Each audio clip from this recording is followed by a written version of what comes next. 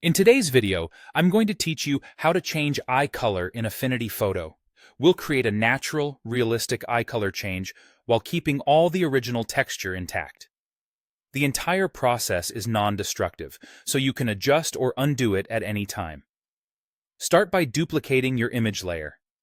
In the Layers panel, right-click the image layer and choose Duplicate. From here on, you'll work only on the duplicated layer. This protects your original photo and makes it easy to compare results later if you need to. Next, select the eyes. Choose the Selection Brush tool, then carefully paint over just the iris, avoiding the eyelids, eyelashes, and the whites of the eyes. Take your time near the edges, where the iris meets the pupil and where the iris touches the eyelids.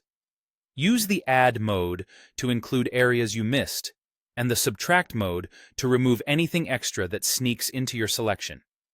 Zoom in for accuracy so you can trace cleanly around the iris edge. If the brush feels too big or too small for detailed areas, adjust its size to match the fine edges you're trying to capture. Once your iris selection looks clean, add a mask to confine your edits to the eyes. Click the mask layer icon, the small rectangle with a circle in it. This instantly turns your selection into a mask, so anything you do next affects only the eyes.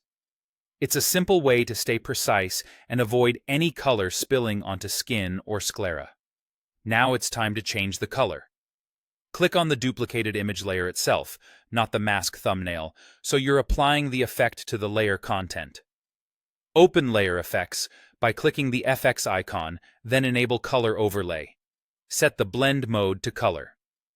This blend mode is critical because it keeps the original highlights, shadows, and fine iris texture, which is what makes the result look believable. Choose the eye color you want, then adjust the opacity. Somewhere between 40 and 80% usually looks natural. Lower values give a subtle shift, while higher values intensify the color. Watch how the natural light in the eye still comes through. That's how you know the texture is preserved, and that's it.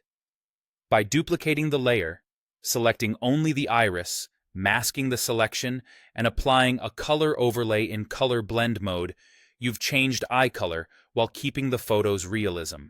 Subtle adjustments usually look best, so feel free to fine-tune the opacity or pick a slightly different hue until it feels right for your image.